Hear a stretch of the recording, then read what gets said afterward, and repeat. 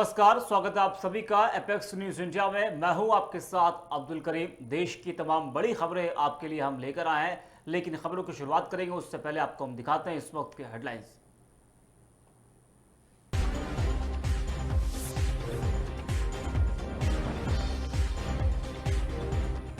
Asia cup के बीच Sri Lanka team के पूर्व खिलाड़ी सचित्रा सेनानायके गिरफ्तार, मैच फिक्सिंग का लगा आरोप। बीजेपी की जन आशीर्वाद यात्रा पर हुआ पथराव, 7 आरोपियों के खिलाफ दर्ज हुई एफआईआर। शिवनाथ नदी में गिरी सामान ढोने वाली गाड़ी, एक महिला एवं 2 बच्चियों समेत 4 की हुई मौत। विधानसभा चुनावों के लिए चुनाव आयोग ने की तैयारी, कहा वरिष्ठ नागरिक घर बैठे डाल सकेंगे वोट। यूपी में बुंदेलखंड एक्सप्रेसवे पर हुआ बड़ा हादसा, तेज रफ्तार 2 ट्रकों में हुई भीषण भिड़ंत, चाचा भतीजे की हुई मौत।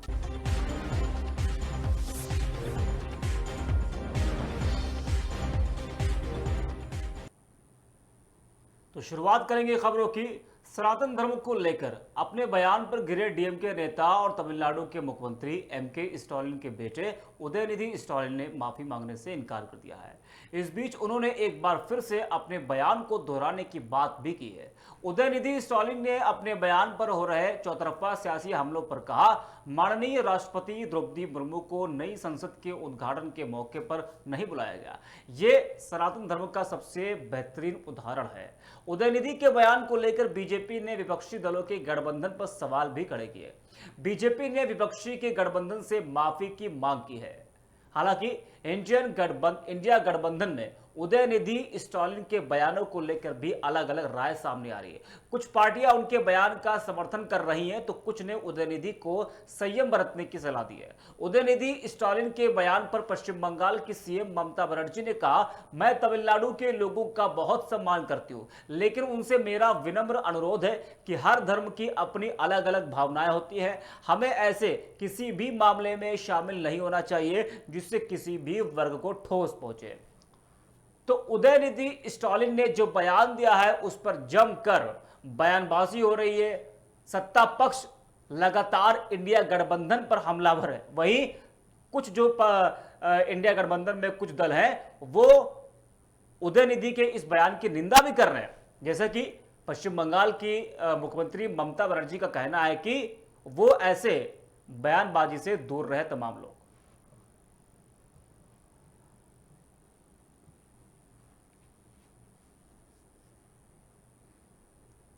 देश में वन नेशन वन इलेक्शन को लेकर चर्चा चल रही है। केंद्र सरकार ने कुछ दिनों पहले वन नेशन वन इलेक्शन के अध्ययन के लिए 8 सदस्यीय कमेटी का गठन किया था।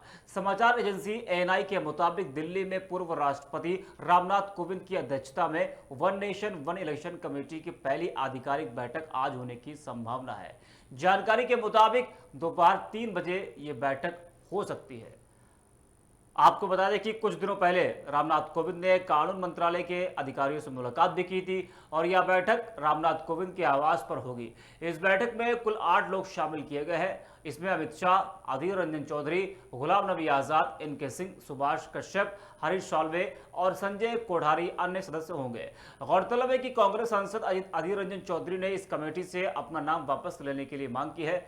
गौरतलब है कि पीएम नरेंद्र मोदी कई बार एक देश एक चुनाव की चर्चा कर चुके हैं। नवंबर 2020 में पीठासीन अधिकारियों के एक सम्मेलन को संबोधित करते हुए उन्होंने कहा था कि वन नेशन वन इलेक्शन न केवल बहस का विषय है बल्कि भारत के लिए एक आवश्यकता है।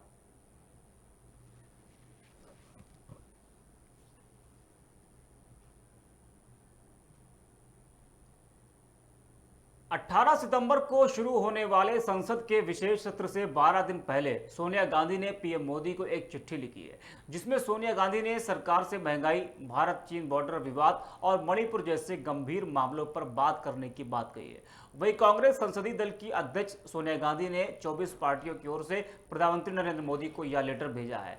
केंद्रीय संसदीय कार्य मंत्री प्रहलाद जोशी ने पिछले हफ्ते 18 से 22 सितंबर तक संसद के 5 दिन के विशेष सत्र के बारे में जानकारी दी थी। बता दें कि इंडिया गठबंधन में शामिल लोकसभा और राज्यसभा सांसदों ने मंगलवार शाम मल्लिकार्जुन खड़गे के घर मीटिंग की थी। इस बैठक में निर्णय लिया गया कि इंडिया अलायंस में शामिल 28 पार्टियों में से 24 पार्टियां 18 सितंबर से शुरू हो रहे संसद के स्पेशल सेशन में शामिल होंगी। वहीं फ्लोर लीडर्स के साथ मीटिंग के बाद कांग्रेस अध्यक्ष खड़गे ने कहा कि मोदी सरकार पहली बार बिना एजेंडा बताए संसद का विशेष सत्र बुला रही है। किसी भी विपक्षी दल से ना तो सलाह ली गई और ना ही जानकारी दी गई। उन्होंने कहा कि भाजपा महंगाई, बेरोजगारी, मणिपुर, चीन के अतिक्रमण, सीएजी रिपोर्ट, घोटाले जैसे मुद्दों से ध्यान हटाकर लोगों को धोखा देना चाहती है।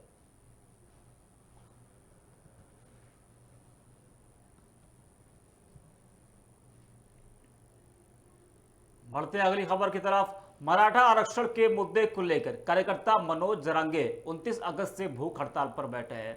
मनोज जरांगे जिले के अंतरवाली सरती गांव में भूख हड़ताल पर हैं। जी हां, बुधवार को उनके भूख हड़ताल का 9वां दिन रहा। जरांगे के स्वास्थ्य की निगरानी कर रहे डॉक्टरों ने कहा कि उनके शरीर में पानी की कमी हो गई, इसलिए उन्हें नसों के जरिए लिक्विड डाइट दिया जाएगा। डॉक्टरों ने बताया कि जरांगे का बीपी बहुत कम हो गया है। वहीं मनोज जरांगे ने कहा कि अगर आरक्षण पर सरकार ने अनुकूल निर्णय नहीं लिया तो वह 4 दिन बाद पानी और जूस पीना भी बंद कर देंगे। वहीं सरकार ने अब तक जरांगे से 2 बार संपर्क किया है और उनसे अनशन वापस लेने का आग्रह किया है, लेकिन जरांगे है कि मानने को तैयार नहीं। मनोज जरांगे की स्वास्थ्य की निगरानी के लिए सरकार ने डॉक्टरों की एक टीम नियुक्त की है। आपको बता दें कि 1 सितंबर को अधिकारियों ने जरांगे को अस्पताल ले जाने का प्रयास किया था, लेकिन प्रदर्शनकारियों ने ऐसा नहीं करने दिया। इसके बाद पुलिस ने अंतरवाली सरती गांव में हिंसक भीड़ को तितर बितर करने के लिए लाठीचार्ज किया और आंसू गैस के गोले छोड़े। हिंसा में 40 पुलिसकर्मियों सहित कई लोग घायल हो गए थे और 15 से अधिक राज्य परिवहन बसों को आग के हवाले कर दिया गया था।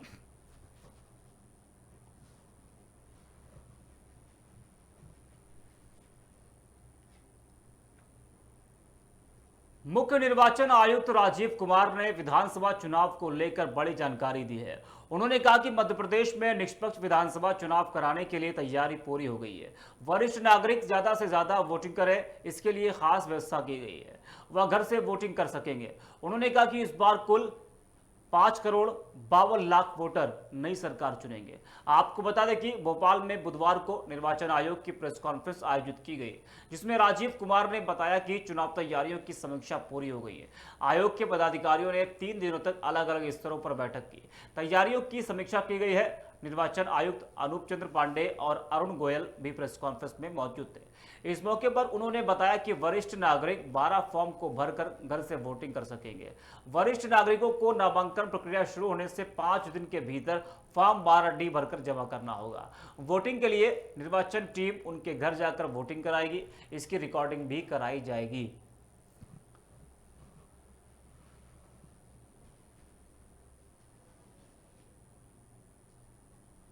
और यहां वक्त हो गया एक छोटे से ब्रेक का, जल्द हाजिर होंगे।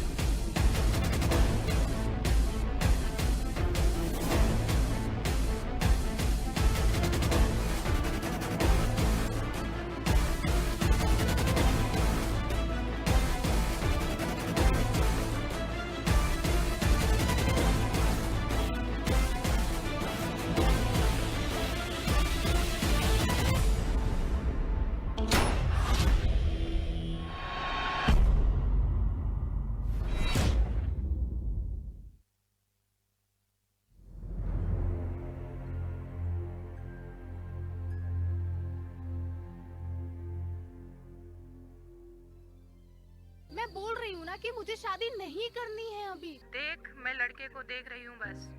तो एक काम कर, तू कर ले शादी। मुझे नहीं करना शादी वादी।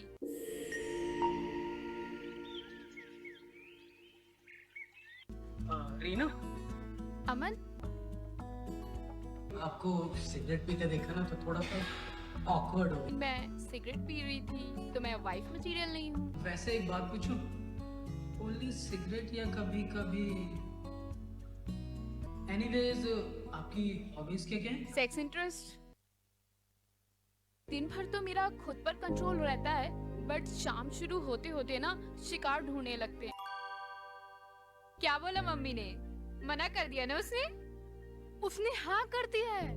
क्या?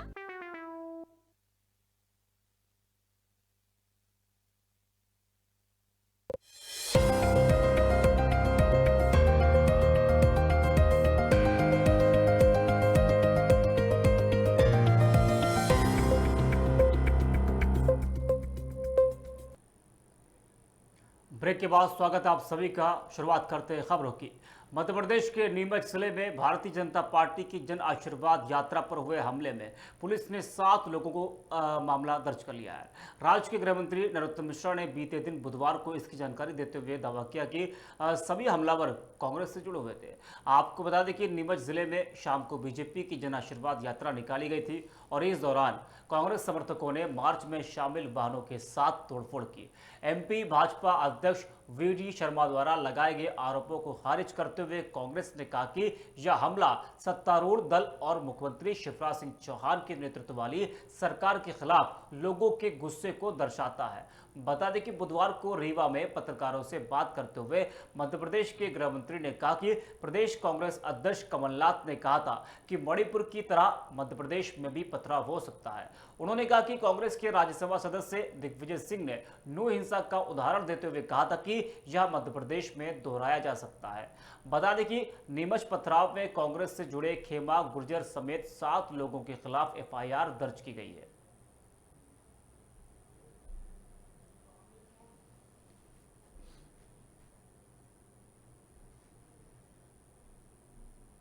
कांग्रेस नेता राहुल गांधी मंगलवार देर रात यूरोप दौरे के लिए रवाना हुए। वो 6 सितंबर से 10 सितंबर तक 4 यूरोपीय देशों फ्रांस, बेल्जियम, नीदरलैंड्स और नॉर्वे की यात्रा करेंगे। इस दौरान राहुल गांधी यूरोपियन यूनियन के मेंबर्स और भारतीय समुदाय के लोगों और यूनिवर्सिटी स्टूडेंट्स के साथ बातचीत करेंगे। बता दें कि राहुल गांधी का यह दौरा ऐसे समय हो रहा है जब देश की राजधानी दिल्ली में G20 समिट हो रही है। वो समिट खत्म होने के एक दिन बाद 11 सितंबर को भारत लौटेंगे। वहीं भारत जोड़ो यात्रा का 1 साल पूरा होने पर कई कार्यक्रमों का आयोजन किया जा रहा है। वो इन कार्यक्रमों में शामिल नहीं होंगे। गौरतलब है कि गांधी ने पिछले साल यानी कि 7 सितंबर 2022 को कन्याकुमारी से भारत जोड़ो यात्रा की शुरुआत की थी। ये 12 राज्यों और 2 केंद्र शासित प्रदेशों में लगभग 4000 किलोमीटर की यात्रा करने के बाद 30 जनवरी को श्रीनगर में खत्म हुई थी। मीडिया रिपोर्ट्स की माने तो 7 सितंबर को गांधी बेल्जियम की राजधानी ब्रसेल्स में यूरोपियन यूनियन के मेंबर से मिलेंगे।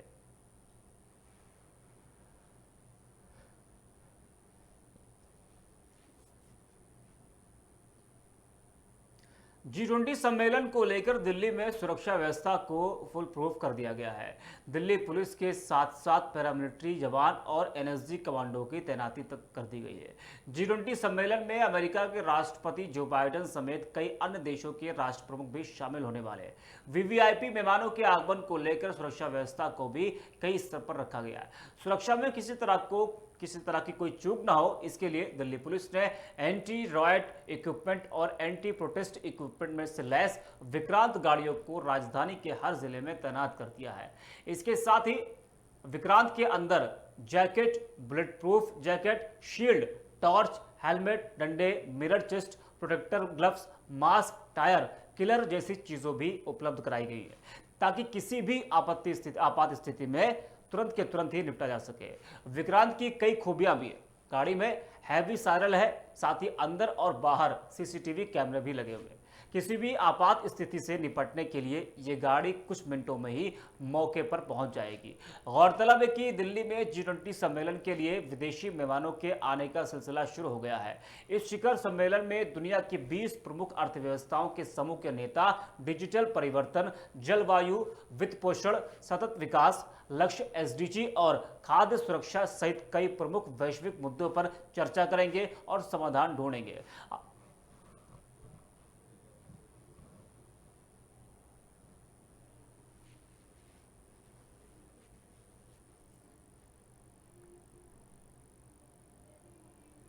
इंडिया बनाम भारत की सियासी लड़ाई में बसपा सुप्रीमो मायावती भी कूद पड़ी है। मायावती ने प्रेस कॉन्फ्रेंस करके इस मामले पर बीजेपी के साथ साथ विपक्षी दलों को भी निशाने पर लिया है। उन्होंने कहा कि इस लड़ाई के चलते देश के जरूरी मुद्दों को नजरअंदाज किया जा रहा है। मायावती ने सरकार की निंदा करते हुए कहा कि संविधान को बदलने की कोशिश की जा रही है। मायावती ने कहा कि देश के नाम इंडिया पर विवाद सत्ता पक्ष और विपक्ष की मिली भगत है।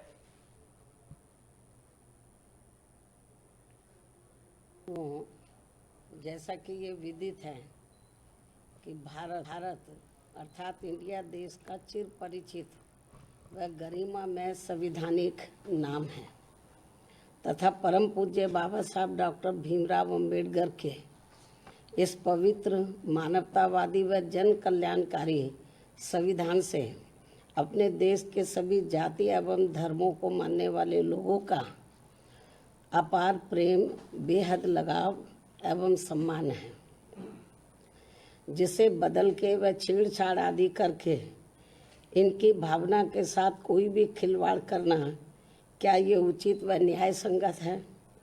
जबकि इस मामले में हमारी पार्टी का ये मानना है कि ये कतई भी उचित व न्याय संगत नहीं है, अर्थात ये घोर अनुचित है। इतना ही नहीं बल्कि इस बारे में सच्चाई तो ये है कि देश के नाम को लेकर अपने संविधान के साथ छेड़छाड़ करने का मौका बीजेपी के एनडीए को या खुद विपक्ष ने एक सोची समझी रणनीति व षड्यंत्र के तहत अपने गठबंधन का नाम इंडिया रखकर इनको दिया। सनातन धर्म पर टिप्पणी को लेकर अधिवक्ताओं की शिकायत के आधार पर उत्तर प्रदेश के रामपुर में तमिलनाडु के मंत्री उदयनिधि स्टालिन और कर्नाटक के मंत्री प्रियंक खरगे पर एफआईआर दर्ज की गई है, जिसके बाद एफआईआर पर प्रियंक खरगे ने आलोचना भी की है। उन्होंने कहा कि मुझे फर्क नहीं पड़ता कि वे क्या करते हैं, क्योंकि मेरा बयान किसी भी धर्म के खिलाफ नहीं है। मैंने साफ कहा कि जो धर्म समानता नहीं सिखाता है, मेरे हिसाब से वह धर्म नहीं है। उन्होंने शिकायतकर्ताओं पर कहा कि उनको अगर ऐसा लगता है कि उनके धर्म में ऐसा नहीं होता है तो ये उनकी समस्या है। मेरा धर्म संविधान है और हमें जो करना होगा हम वो करेंगे। आपको बता दें कि शिकायतकर्ताओं ने आरोप में कहा कि तमिलनाडु के मुख्यमंत्री एमके स्टालिन के बेटे उदयनिधि स्टालिन और कांग्रेस अध्यक्ष मल्लिकार्जुन खड़गे के पुत्र और कर्नाटक सरकार में ग्रामीण एवं पंचायती राज मंत्री प्रियंक खरगे ने सनातन धर्म पर टिप्पणी की थी, जिससे उनकी धार्मिक भावनाएं भी आहत हुई है।